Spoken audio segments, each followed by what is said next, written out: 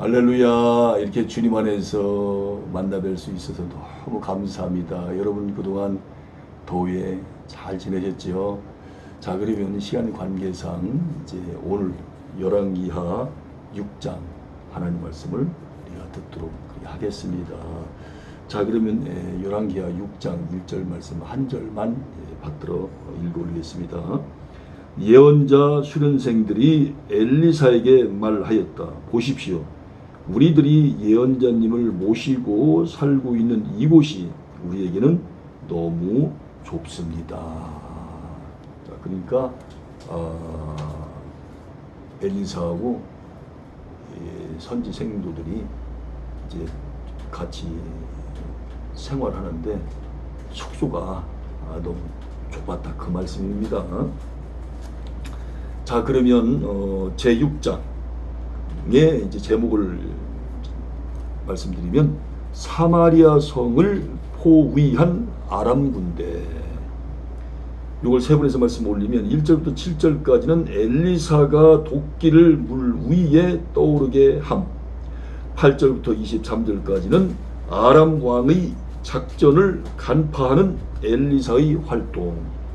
그리고 24절부터 33절까지는 벤 하닷의 포위로 사마리아에 기근이 발생함. 이렇게 이제 말씀을 드릴 수가 있습니다.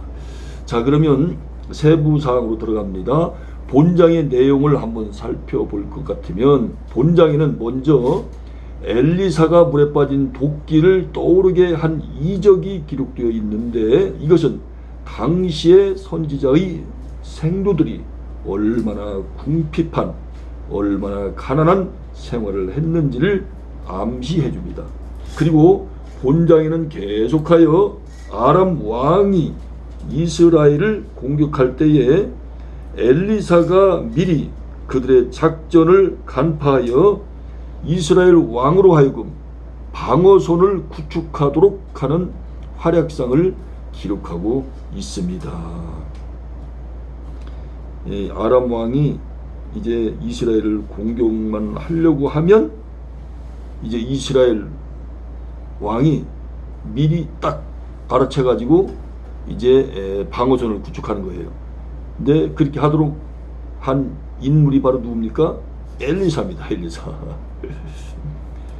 또한 엘리사는 자기를 체포하러 온 아람 왕의 군사와 병거를 보고 놀란 사환에게 용기를 주기 위하여 하나님께 기도함으로 그의 영안을 뜨게 하고 온 산에 가득한 여호와의 불말과 불병거를 보게 하는 이적을 행합니다. 자, 이 아람 군대가 쳐들어왔으니까 얼마나 무서웠겠습니까? 그러니까 엘리사의 사환, 비서 정도 되겠죠. 심부름꾼. 그 심부름꾼 그 사환이, 그 비서가 그냥 벌벌 떠는 거예요.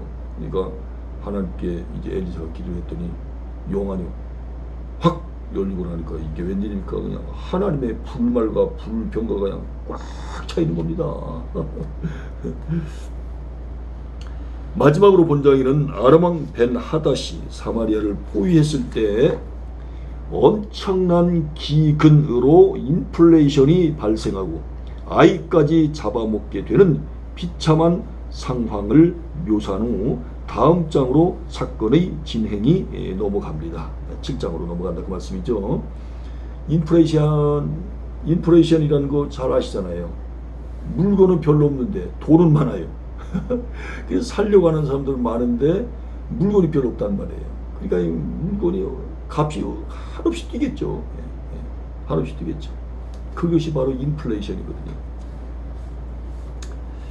자, 이번에는 1절부터 7절까지 말씀을 가지고 엘리사가 물에 빠진 도끼를 어떤 방법으로 떠오르게 했습니까? 그걸 좀 알아보겠습니다.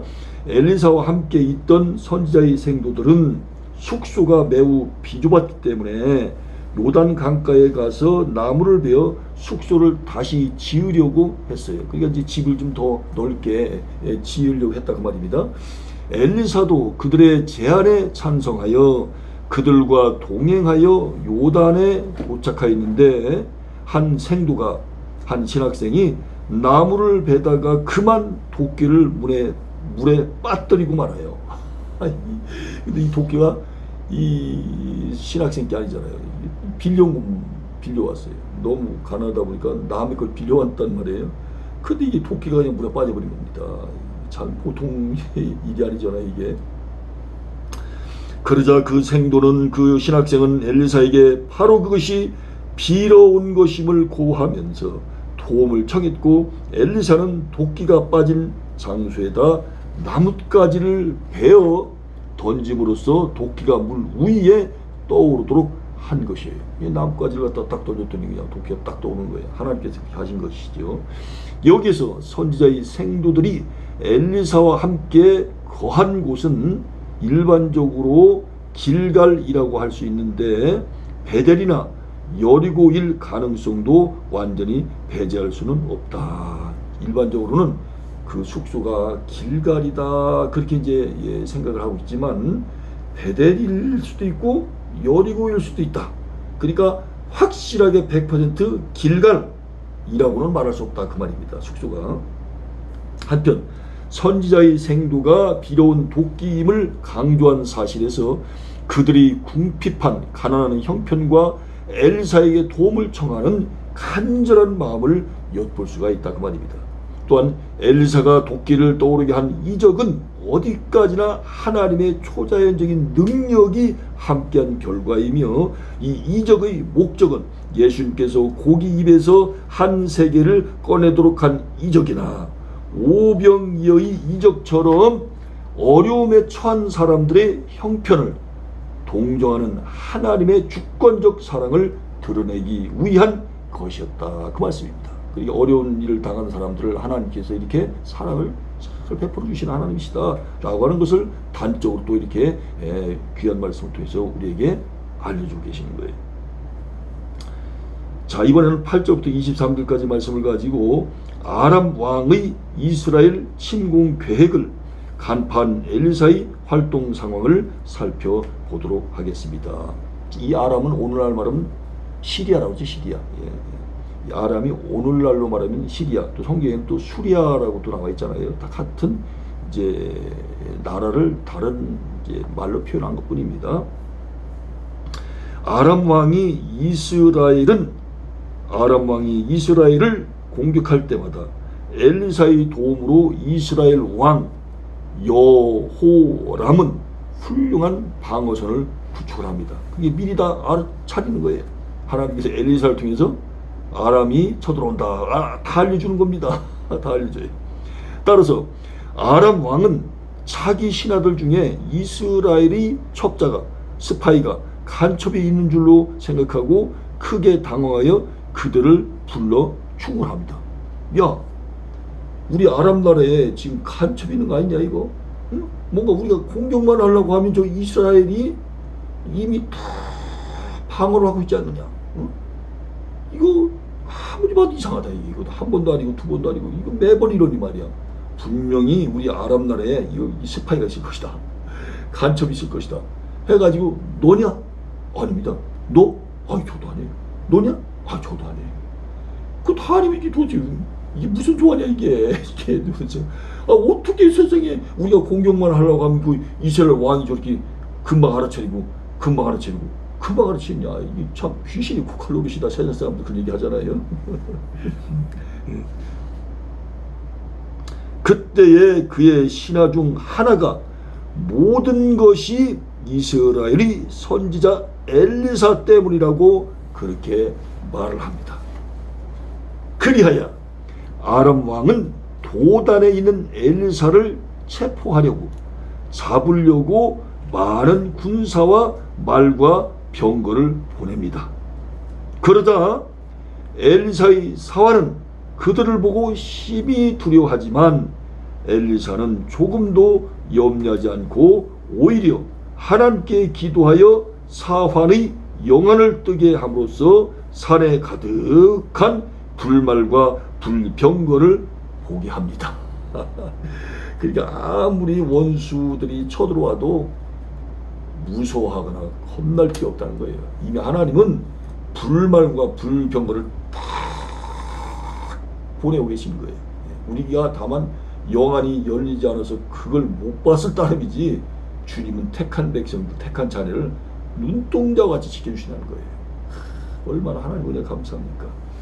그 후에 엘리사는 아람 왕의 군사들의 눈이 멀도록 기도하여 이스라엘 왕이 있는 사마리아로 끌고 간 다음 여호람 왕에게 그들을 죽이지 말고 도리어 음식을 먹여 돌려 보내도록 지시를 합니다. 야, 하나님께서요, 이 엘리사의 기도를 얼마나 참 잘 들어주신가 보세요. 아까는 이제 사원에 영안을 뜨게 해주세요 했더니 눈을 뜨게 해주셨잖아요, 영안을. 근데 이번에는 또 아람 왕의 군사들의 눈을 갖다가 멀게 해주세요. 그래서 눈이 완전히 멀어서 앞을 못 보는 거예요. 그래서 앞을 못 보니까 이제 그 사람들이 뭔가 앞에서 인도하는 사람들이 자기들을 이끌어 가는 사람이 있어야 갈 거 아니겠어요. 그래가지고 엘리사의 손을 잡고서 손과 손을 맞잡고 엘리사가 가는 대로 쫄쫄쫄 따라오는 거야. 왜냐, 앞이 안 보이니까. 그래가지고 결국은 어디로 왔냐면 사마리아까지 끌고 온 거예요. 사마리아까지. 그래서 이제 거기서 이제 밥을 먹입니다. 그리고 하는 말이 이 사람들 죽이지 말자. 죽이지 말아 주십시오. 이렇게 밥을 먹여놓고 이제 다시 이제 아람 나라로, 자기 고국으로, 자기 나라로 돌아가도록 그렇게 하도록 명령을 내렸어요. 참 이런 걸 보면 좀 엘리사가 참 인격적으로 참 훌륭하신 것 같아요. 웬만한 사람 같으면 저거 다 죽여버려. 다 죽여. 우리나라를 지금 없애려고 하잖아.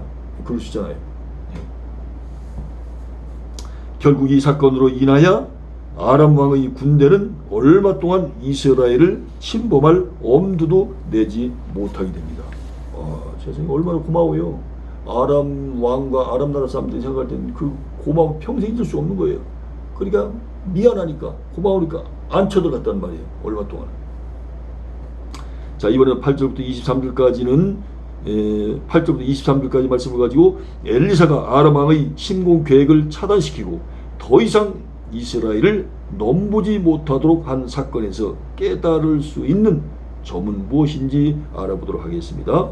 아람 왕이 자기 신복 중에 간첩이 있다고 단정할 정도로 엘리사의 예리한 영감이 작용한 것은 이스라엘 왕과 모든 백성, 심지어 아람의 왕과 백성에게까지 하나님의 권위와 능력을 인정하게 한 것입니다. 이야, 역시 하나님은 위대하시다. 하나님은 우리와 차원이 다르시다. 전지전능하신 하나님이시구나. 그래서 하나님의 이름이 한없이 높임받는, 누구를 통해서? 엘리사를 통해서. 그래서 이스라엘 백성들도, 이스라엘 왕도, 그리고 아람 백성들도, 아람 왕도, 비록 아람 나라 사람들은 우리는 하나님을 믿지 않지만, 여호와를 믿지 않지만, 이스라엘이 믿는 여호와 하나님 대단하시네. 그래서 그 하나님만 생각하면 다 벌벌 떨어. 그 권위 앞에, 그 능력 앞에 다 무릎을 꿇게 된다. 이렇게 만들도록 역사하신 인물이 바로 누구냐면 엘리사라는 겁니다. 엘리사가 기도하여 사환의 영안을 뜨게 하고 아람 군대의 눈을 멀게 한 것은 참된 능력의 근원이, 그 뿌리가 하나님께 있다는 사실과 기도의 필요성을 교훈해 줍니다. 기도하면 이렇게 역사하신다는 거예요. 즉 성도는 기도를 통해 하나님의 능력을 공급받을 수 있는 것입니다. 하나님께서는 언제 어떤 상황에 있었든지 하나님의 자녀인 성도들을 보호하시며 인도하신다는 사실을 깨달을 수가 있습니다. 엘리사가 적군을 죽이지 말고 음식을 먹여 그냥 돌려보내도록 한 까닭은 자신이 행한 이적의 궁극적인 목적이 이스라엘을 보호하시는 하나님의 능력을 아람 왕에게 증거하는 것이었기 때문입니다. 그러니까 엘리사가 인간적으로 마음이 넓은 것도 있고 또 인격이 훌륭한 점도 있지만 그렇게 한 결정적인 이유는 바로 뭐냐면 하나님은 온 우주의 주인이시다. 하나님만이 진짜 능력자이시다. 그걸 아람 사람들에게, 또 아람 나라 왕에게 알려주고 싶어서, 증거하고 싶어서 그렇게 밥도 먹이고 그리고 이제 아람 나라 자기 나라로 돌아가도록 그렇게 배려를 해줬다는 겁니다. 당분간 평화가 지속된 그 후의 결과를 보아도 엘리사의 지시는 그들을 죽이는 것보다 훨씬 더 훌륭한 작전이었음을 알 수가 있습니다. 자, 이번에는 24절부터 30절 말씀을 가지고 아람 왕 벤 하닷이 사마리아를 포위한 결과 사마리아에 발생한 기근은 어떤 상황이었는지 그걸 좀 알아보도록 하겠습니다. 이 사건은 엘리사를 통하여 나타난 하나님의 능력과 아람의 군대에게 베푼 친절이 거의 잊혀질 정도로 세월이 지난 다음에 발생한 것 같습니다. 이 사마리아 침공 사건은요. 그런데 사마리아는 아람 군대의 포위로 극심한 인플레이션이 조장되어 가장 더럽고 먹을 수도 없는 짐승인 나귀의 머리 한 개에 은 800세겔 912g 정도 됩니다. 합분태의 한 홉은 5세겔 57g이나 되는데, 이 합분태라고 하는 것은 비둘기 똥이라고 불리우는 여물지 않은 콩을 갖다가 합분태라고 해요. 합분태.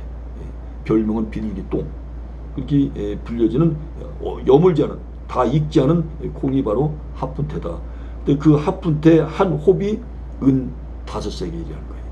자, 이걸 갖다가 오늘날 돈으로, 우리나라 돈 이렇게 환산해 보면 하여튼 엄청나게 비쌌단 말입니다. 엄청나게 비쌌다. 왜냐하면 아람 군대가 포위를 했으니까 바깥에 나가서 물건을 살 수 없는 거예요. 바깥에 나가야 물건을 살 수가 있는데 포위를 했으니까. 심지어 굶주림이 극심하여 아이들이라도 잡아먹자는 협의 아래 진행되고 실제로도 그런 일이 발생하였는데, 왕은 그 소식을 듣고 레위기 26장 27절부터 29절, 신명기 28장 53절 57절에 기록된 저주가 실제로 임한 것을 깨달아 비통한 마음으로 옷을 찢고 굵은 베옷을 입었습니다. 실제로 아이를 잡아먹었어요. 얼마나 먹을 것이 없으면 이게 얼마나 참 비참합니까? 이게 얼마나 비참해요. 자, 이번에는 31절부터 33절 말씀을 가지고 사마리아 성에 밀어닥친 극심한 인플레 속에서 아이까지 잡아먹는 사건이 발생하자 왕은 엘리사에 대해 어떤 태도를 보였습니까? 부하들을 보내서 엘리사를 죽이려 했어요.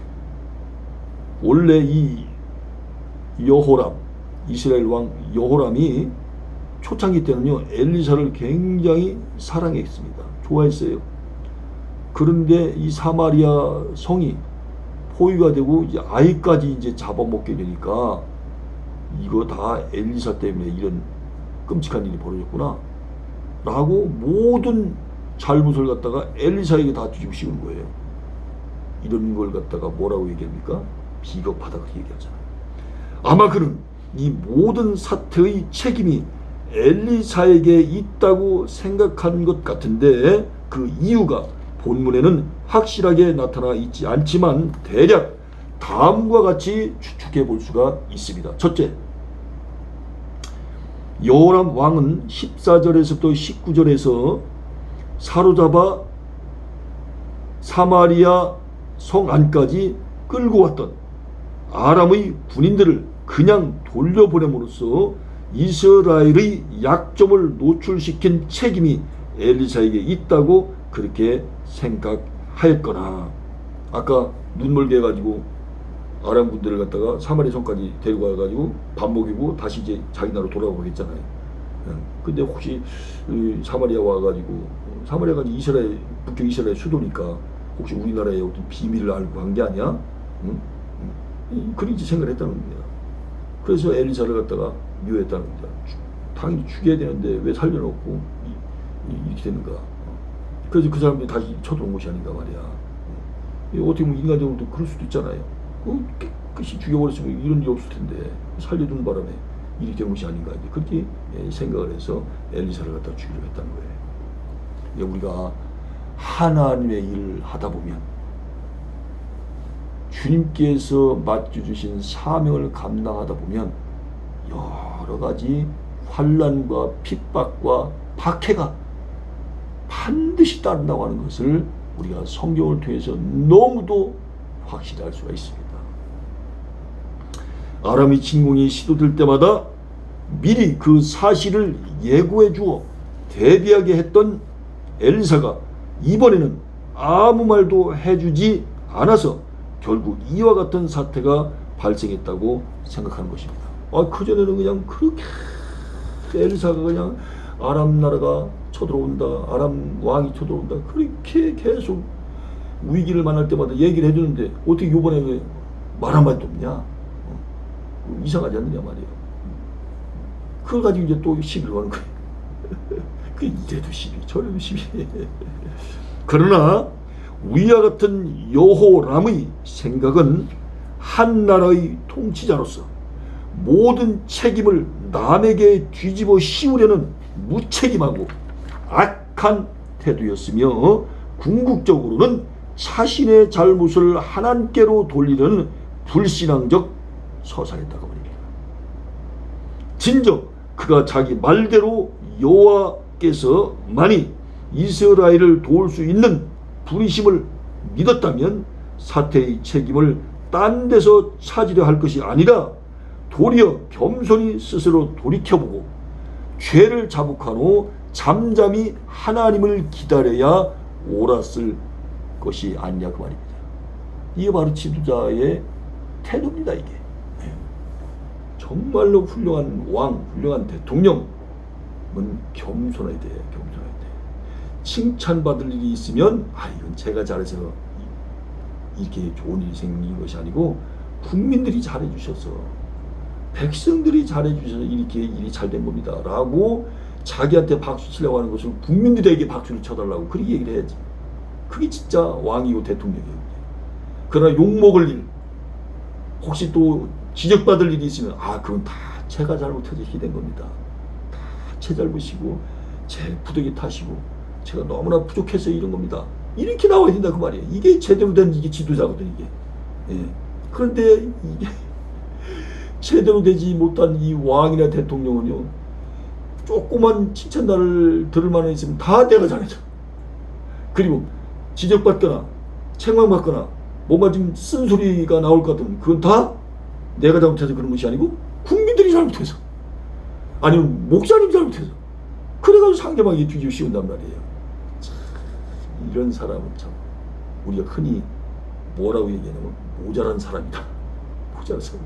그런 사람은 지도자의 자격이 안 되는 사람이에요. 빨리 내려와야 돼. 그런 사람 빨리 내려와야 돼. 지혜로운 사람은 고난 중에서 오히려 자기 죄를 깨닫고 회개함으로써 마침내 하나님의 도우심을 얻게 되는 거예요. 그러나 여호람처럼 어리석은 자들은 자신이 당하는 어려움을 다른 사람의 탓, 심지어 하나님의 책임으로 전가시키기에만 급급합니다. 우리들도 지금 어려움을 겪고 있습니까? 그렇다면 어떤 태도를 보이고 있으십니까? 이것이 이제 오늘 열왕기하 6장 말씀을 우리가 마치면서 우리 모두에게 질문하시는 하나님의 질문이세요.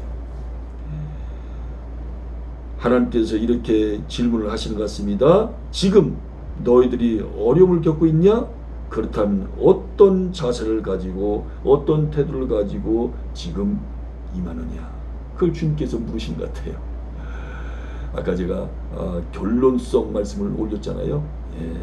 항상 어려움을 겪게 되면 항상 나 자신을 먼저 돌아봐야 된다는 겁니다. 이것이 바로 오늘 메시지의 핵심의 핵심. 근데 북쪽 이스라엘 왕 여호람 왕은 어려움이 임했을 때 지금 누구를 탓하고 있습니까? 하나님의 선지자 엘리사, 심지어 하나님께까지 탓을 하는 그런 불순한 태도를 보여줬다.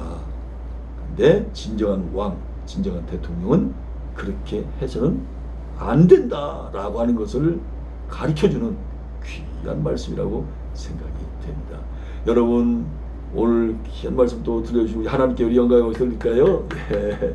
여러분 좀 다음 뵐 때까지 건강하시고 안녕히 계시기 바랍니다. 건강하세요. 감사합니다. 이번 주도 승리하시기 바랍니다. 감사합니다.